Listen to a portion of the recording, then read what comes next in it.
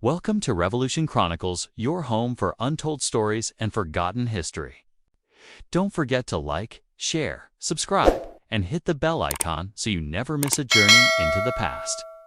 Now let's step back in time to uncover the haunting mystery you've never heard before. Asterisk. The year was 1878, and the wind that swept across the Kansas plains was unlike anything else in America.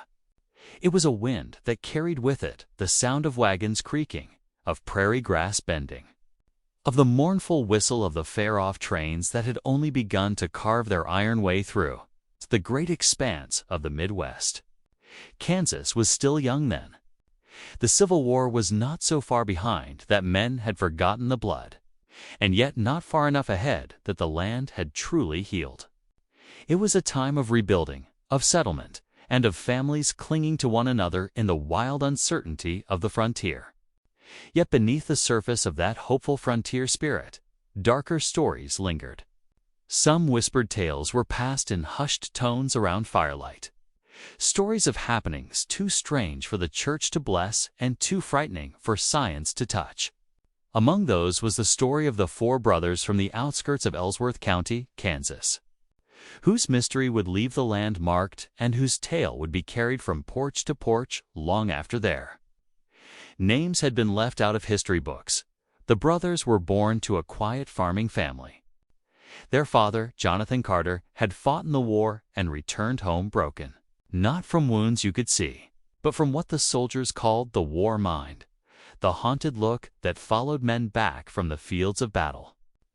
Their mother, Mary, was a devout woman, strong in her faith, and she carried the boys through the hardships of hunger, drought, and loss with prayer and iron resolve.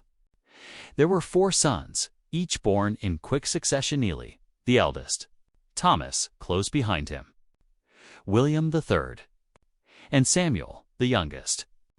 By 1878, Eli was 23, Thomas 22, William 20, and Samuel 18.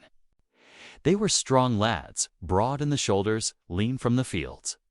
And yet it was said that there was something about them that felt uncanny even in their youth, began in small ways.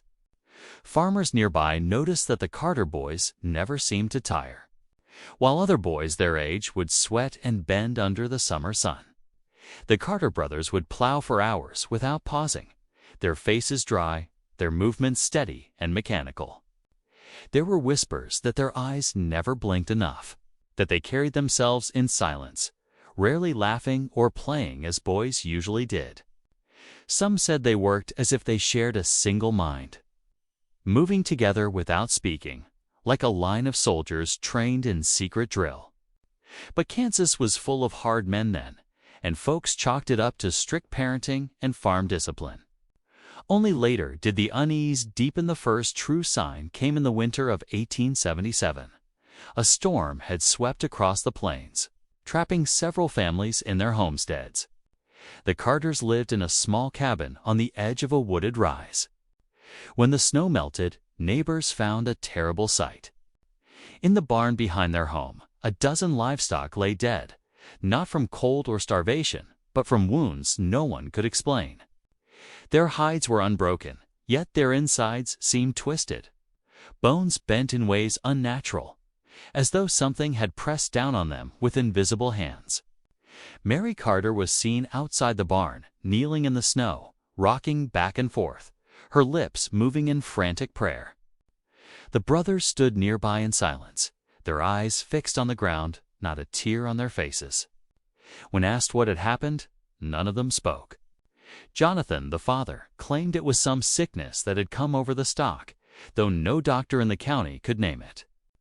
The bodies were burned, and the matter hushed, but stories have a way of spreading on the plains, carried faster than the trains themselves.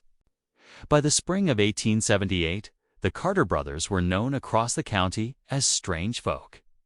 Cursed, perhaps, touched by something unnatural. Some swore they saw the boys at night, walking the fields without lanterns, moving through the dark as though guided by some hidden light. Others claimed they heard sounds from the Carter farmlow, humming voices that did not match the language of men. Still, when neighbors spoke of calling the sheriff, Others reminded them that the Carters kept to themselves, paid their dues, and worked the land as hard as any family. In those days, folks believed in minding their own business, and so the whispers remained. Whispers, then came the summer, hot and cruel. The kind that bleaches the prairie and cracks the earth like broken glass. It was then that the real horror began. Samuel, the youngest brother, was working in the fields when he collapsed without warning. A neighbor boy who saw it said Samuel did not fall like a man fainting, but dropped stiffly, as if some unseen force had struck him down. When they carried him into the house, he lay rigid for hours, eyes wide open, staring at the ceiling without a word. Then, as suddenly as it came, it passed, and Samuel rose as if nothing had happened. He returned to his work the next day, silent as ever. But those who saw him afterward said there was something different in his eyes, something colder, emptier. And soon, the same began to happen to the other brothers, one by one. Each of the four fell into spells that the family never spoke of openly. Some lasted minutes, some hours. During these fits, they would stiffen, their mouths frozen, their bodies unyielding as if they had turned to stone. And then, without warning, they would move again, calm, collected, as if nothing had occurred. What frightened the neighbors most was that sometimes these episodes struck them together. One evening, a traveler passing by swore he saw the four brothers standing in the field at dusk, shoulder to shoulder, staring into the distance.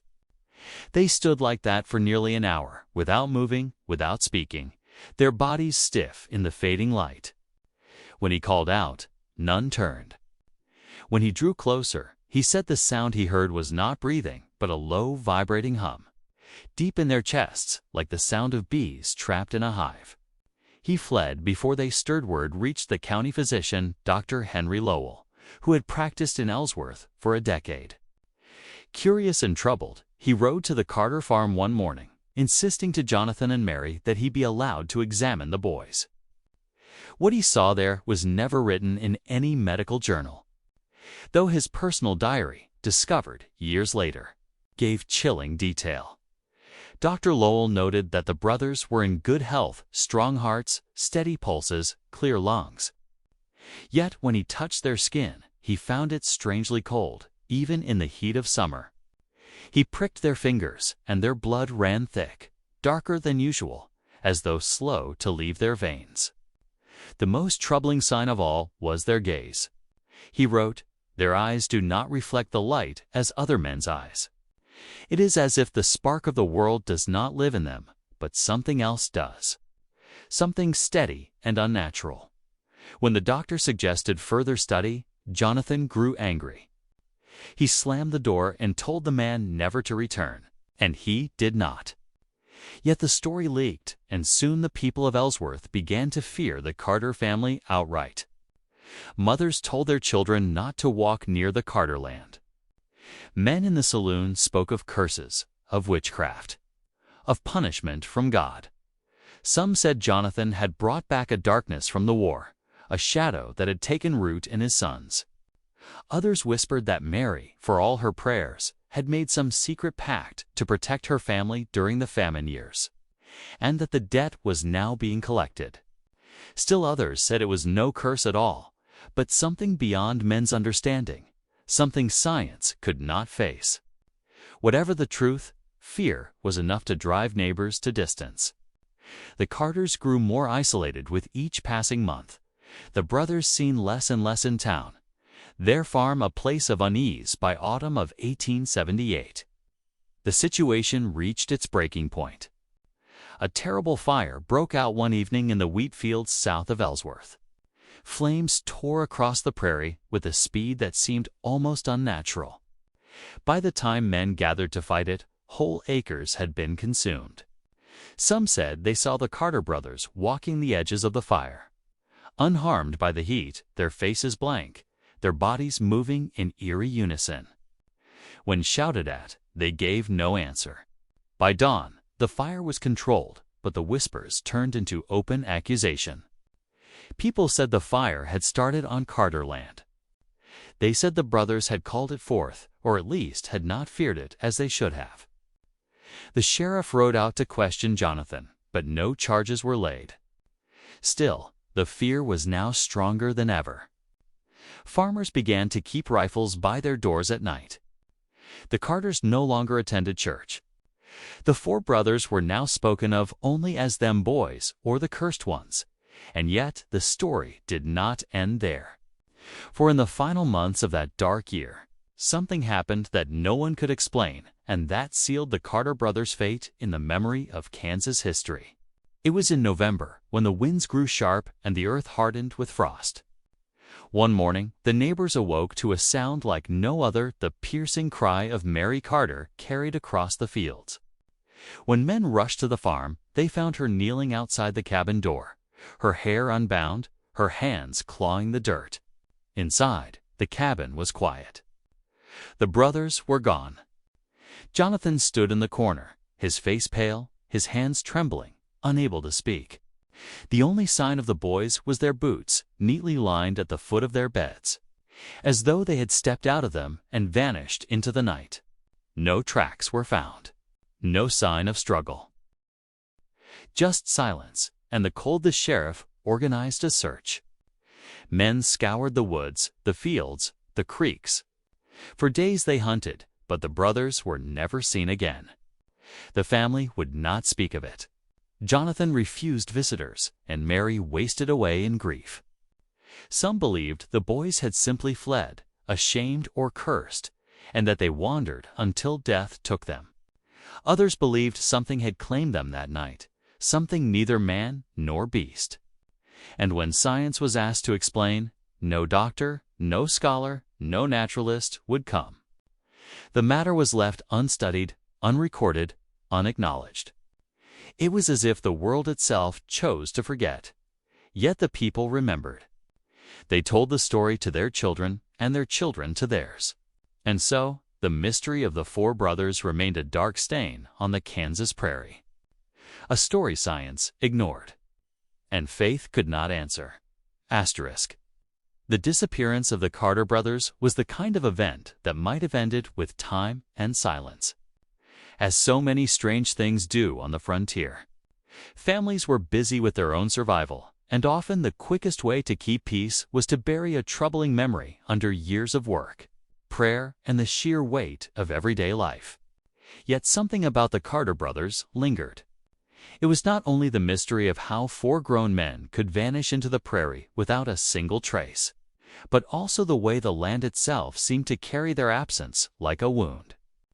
Neighbors said the Carter farm never looked the same after that November morning. The grass grew thin around the property, the well water turned brackish, and even the birds avoided the fence posts. Folks would ride the long way around rather than pass by that cabin.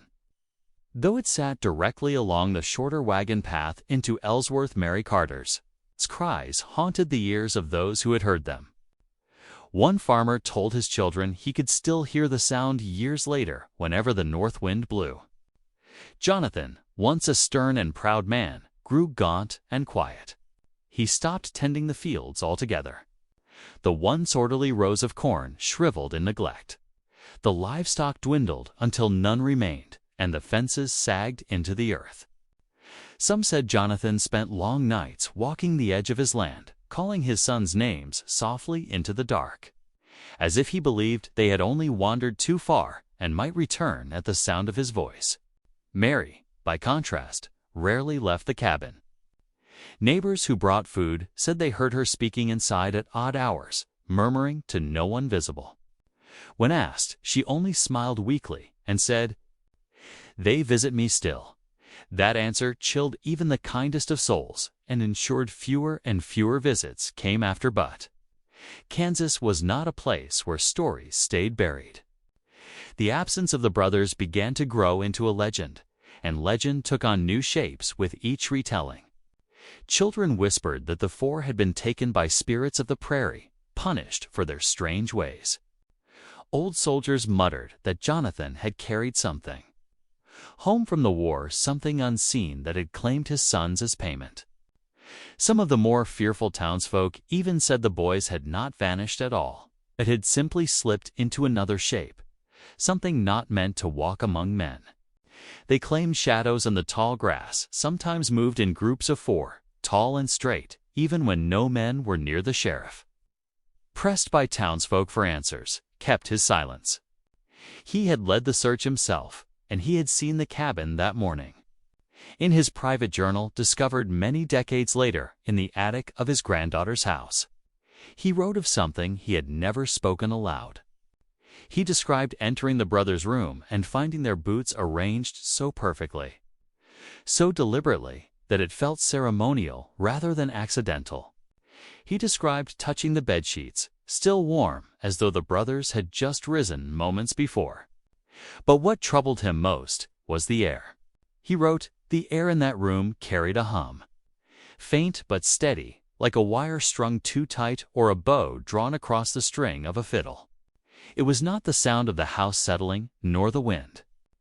It was a living sound, and when I breathed it in, I felt a weight press upon my chest." He never shared those words in life.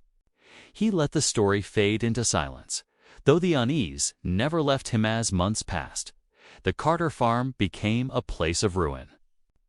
Jonathan died 2 winters later, found one morning in the barn, his hands clutching a rope, though no noose was tied. Mary followed not long after, buried in a grave with no stone. The land was left abandoned, the cabin falling into rot.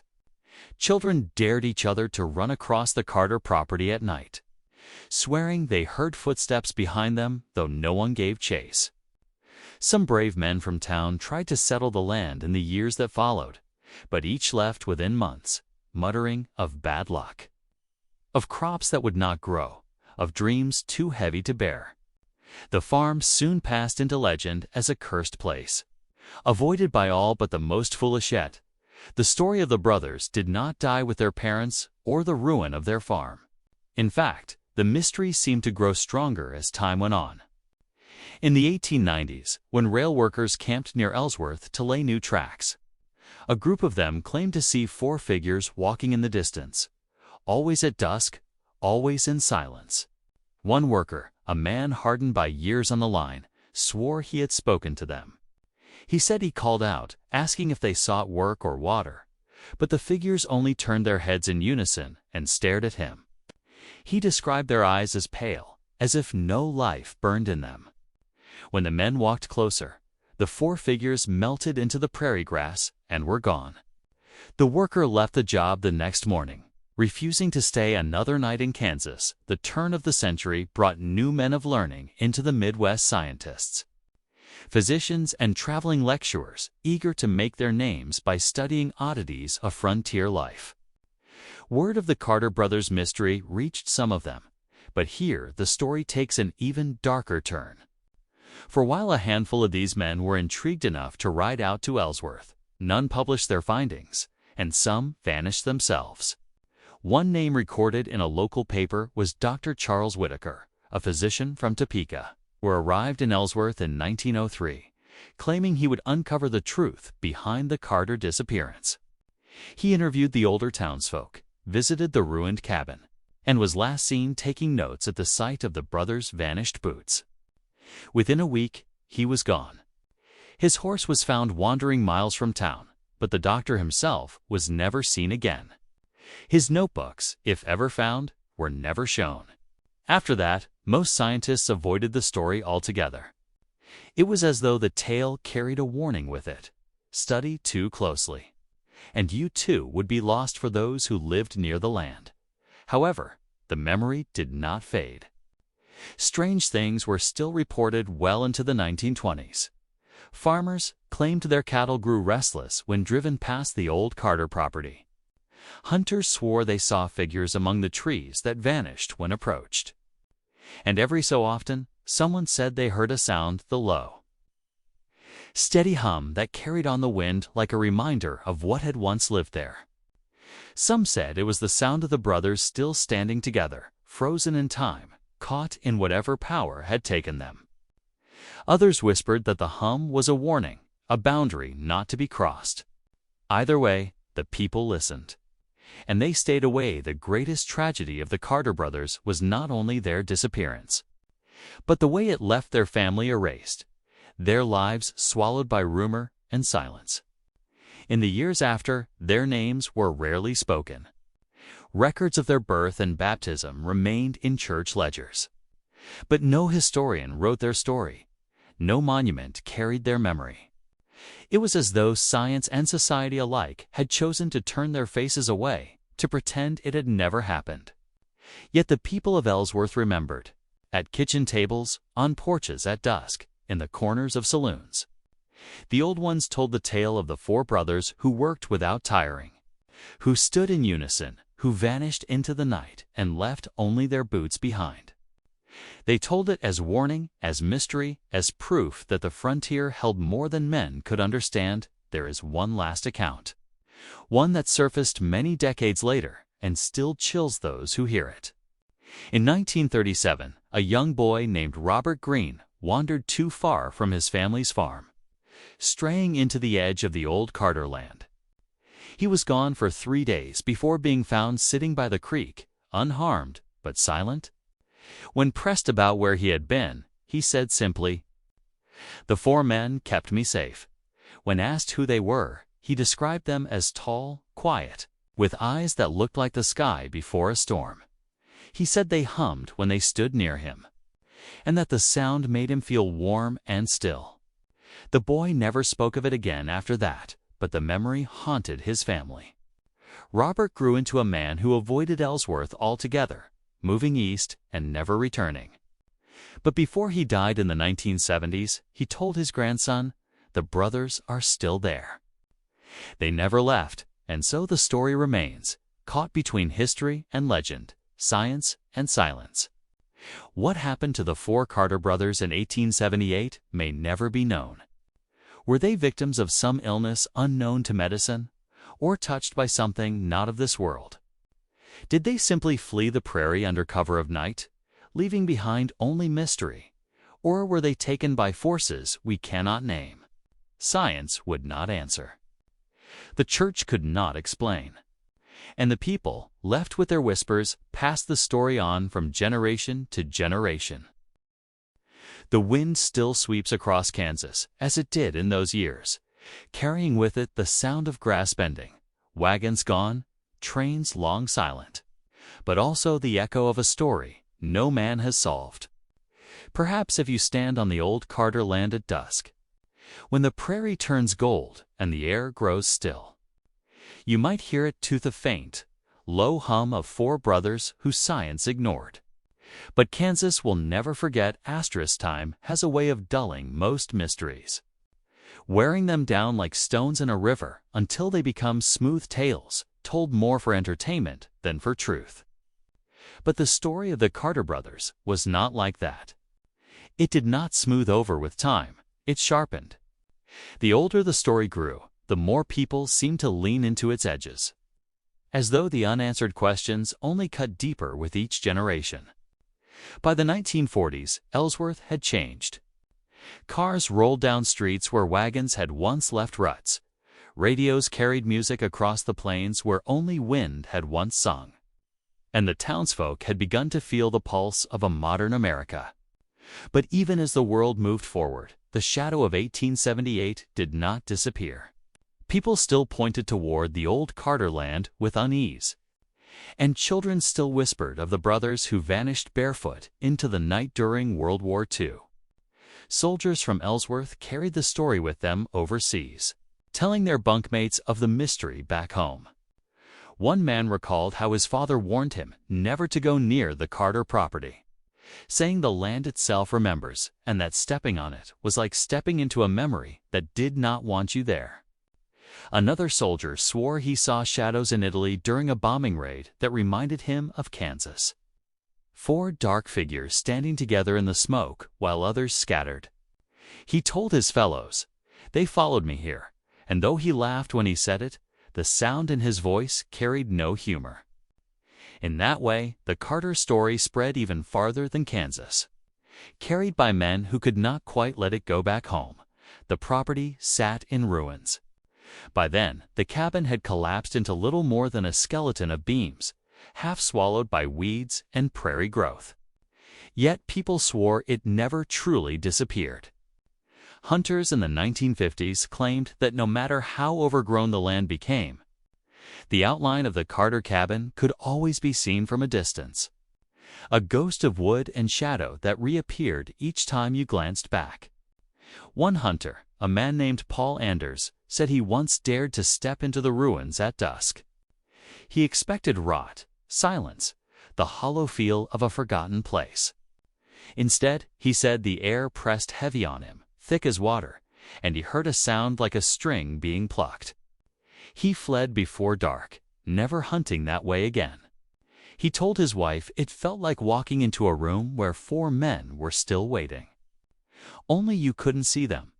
By this time, scientists had grown more confident, and some were less afraid to poke at local legends. In the 1960s, a professor from the University of Kansas named Harold Whitman led a group of students on a field study of ghost stories in rural America. They visited Ellsworth, eager to interview locals and document the Carter mystery.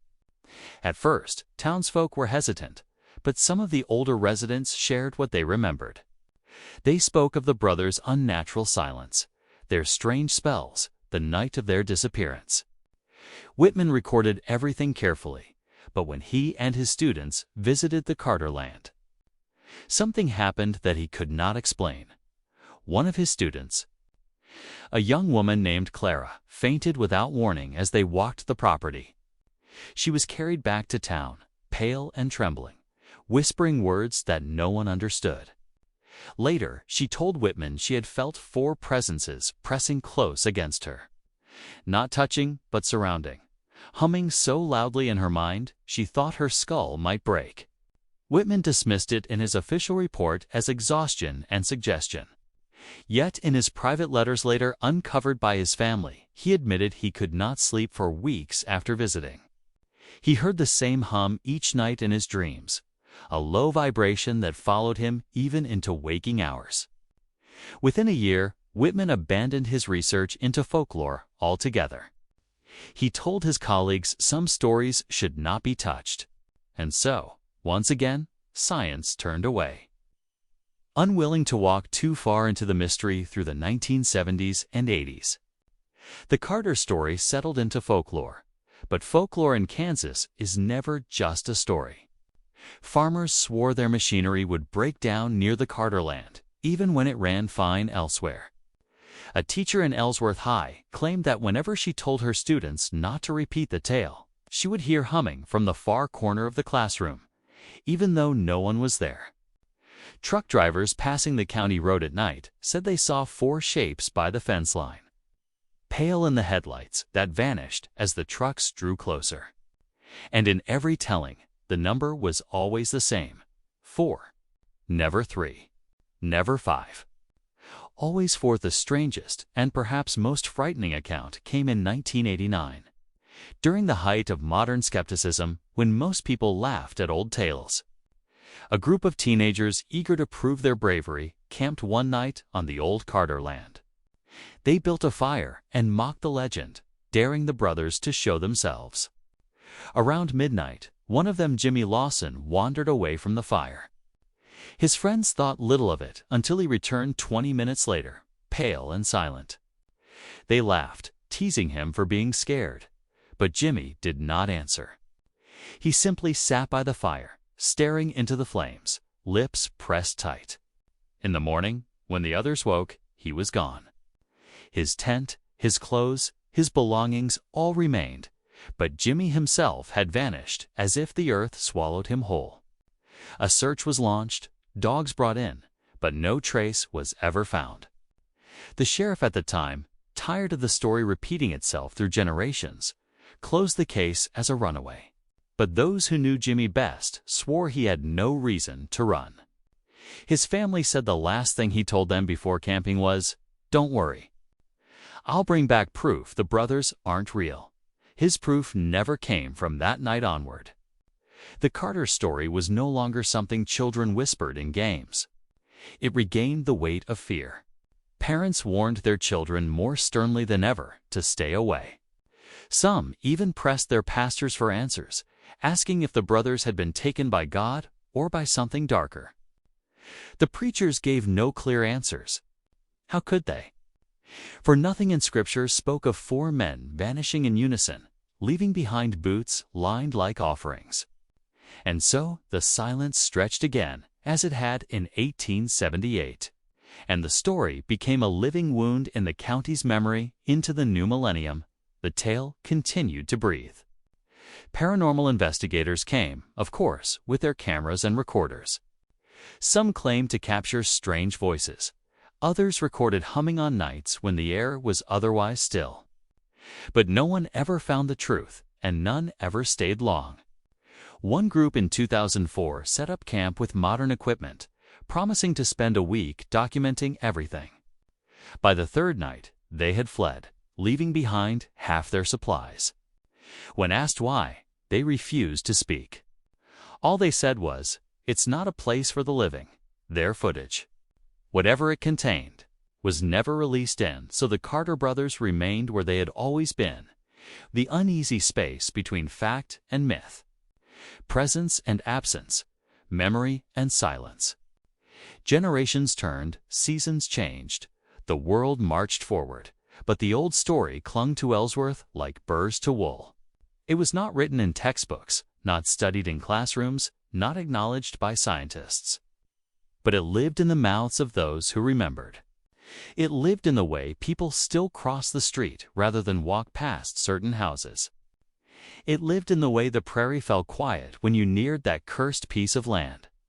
And it lived in the silence of those who had seen too much and chose never to speak. The darkest thought of all was this: perhaps the brothers never left at all. Perhaps they were still there, standing in the place where they vanished, unseen but waiting. Perhaps every strange hum, every shadow of four, every vanishing soul was not a new mystery, but the same old one, playing again and again. Like a wheel that refuses to stop turning. Perhaps they were not taken, but transformed into something that time and science could never understand, bound to the land where they were born, bound to the silence that swallowed them in 1878. And if that is true, then the Carter brothers are not a story of the past, but a presence of the present, still humming in the fields, still waiting in the shadows of Kansas, still science ignored, still Kansas remembered. Stories like the Carter brothers are not supposed to last this long. Most legends fade. They are told once too often, stretched too thin until they break apart into exaggeration or laughter. But not this one. Not in Kansas. More than a century after that November morning in 1878, the story is still alive, carried in the way people lower their voices when they speak of the Carters, in the way they shake their heads and say, "Some things just don't have an answer."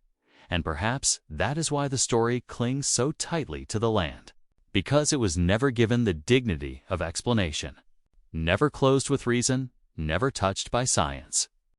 The silence became the soil in which the mystery rooted itself, growing deeper with each generation in the early 2000s. When interest in the paranormal seemed to surge across America, Ellsworth was visited again by outsiders eager to test the old tale. A film crew arrived, sharp with cameras and confident voices, promising to capture proof of the supernatural on the Carter land. The townsfolk watched them with quiet unease, saying little, but remembering all too well what curiosity had cost before. The crew laughed at the warnings, camped on the property, and went about their work. On the second night, their laughter turned to whispers. One cameraman reported that every shot he filmed inside the ruined outline of the cabin came out blurred, as if the lens refused to see the space. Another swore he felt footsteps around him, though no one stood near. But the most chilling moment came when their sound equipment recorded a long, low vibrations, cunning, too precise to be wind. The crew left the following day, shaken, footage in hand, but their promised documentary was never aired. Whatever they captured never reached the public. One of the members later confessed in a quiet interview, "We heard them. They're still there. I'll never go back." And so the land remained untouched, avoided even as Ellsworth grew, even as highways stretched farther, even as the prairie gave way to the march of modern life. But there was always that hollow place, that patch of ground where no one built, no one farmed, no one lingered too long. It became an unspoken boundary. You could live your whole life in Ellsworth without ever setting foot there, but you would still feel it in your bones, the way people feel the coming of a storm. Parents told their children to stay away not as a threat, but as a plea. Pastors shook their heads when asked. Teachers skipped the subject in school. The Carters had become not only a story, but a kind of wound. No one dared reopen, yet wounds we ignore have a way of festering. In 2015, a group of local historians tried once again to bring the story into the light. They wanted to document the tale not as legend, but as heritage, a part of Kansas history that deserved to be remembered. They gathered old letters, church records, family journals, piecing together the fragments of truth behind the whispers. They interviewed the last of the elders who still remembered the old warnings. One woman, 87 years old, told them, "My granddaddy said he saw the brothers standing in the field after they vanished. He swore they were there, plain as day, but they didn't look like men anymore. He said their eyes weren't eyes." Her words shook the younger researchers, but they wrote them down. Still, when the time came to publish, their project stalled. Pages went missing, recordings turned up empty. In the end, nothing came of it. Some of the researchers moved on, refusing to speak of it again. It was as though the story resisted being written, as though it belonged only to the mouths of the living, not the cold ink of books. And so the Carter brothers stayed in their strange place between silence and memory. People kept telling the story, though never the same way twice. Some swore the brothers had been cursed, others that they had been taken by forces older than the prairie itself. Some believed they were still alive, walking unseen among the fields. Some believed they were nothing more than a warning carved into history. Yet the one thing no one ever said, not in the church, not in the classroom, not in the home, was that the Carters were simply gone. Because they were not gone. They had never been gone. Their boots still stood in that room. Their silence still hung over the land. Their hum still rose in the wind. The absence was the presence. The disappearance was the haunting. And that is why science never came. Why doctors and scholars and professors kept their distance. Because the Carters were not just a story to be studied. They were something that reached beyond study. They were a question that punished anyone who tried to answer for the people of Kansas, especially those in Ellsworth. The lesson of the Carters became one of humility. The frontier had always been about conquering, about taming the wild, about proving that man could plant his boot on the land and make it his own. But the Carters were proof of something else, that not everything could be claimed. Not everything could be explained. Not everything could be bent to human will. There were still mysteries that could break a man. Still silences too heavy for words. Still presences too old for the mind to hold. And perhaps that is why the people remembered, why they carried the story forward even when they wished they could forget. It was not just fear. It was respect. Respect for what lay beyond the reach of science, beyond the edge of Scripture, beyond the fences of men today. When the sun sets over Ellsworth and the prairie glows gold and red, you can still feel it. The wind shifts, the grass leans, and the shadows stretch long across the earth. If you listen closely, you might hear it, that faint, steady hum that does not come from birds or insects or the sway of the land. It comes from the silence itself, from the place where four brothers once stood and never walked away. The hum that science ignored, the hum that Kansas never forgot. And if you are bold or foolish enough to stand on that land at night, you may feel it too. The presence, the weight, the unblinking gaze of four brothers still standing shoulder to shoulder in the dark. Waiting for something no man has ever dared to name. The Carter brothers are not written in the textbooks. They are not studied in universities. They are not given the dignity of science. But they are still here. In the whispers of old men on porches, in the warnings of mothers to their children, in the silence that falls when the story is spoken aloud. They are here because they never left. They are here because they belong to Kansas, as much as the prairie, as much as the wind, as much as the soil itself. And until the day someone dares to truly face their mystery, they will remain silent, steady, unbroken, foreshadows on the plains. For brothers, science ignored. For brothers, Kansas will always remember.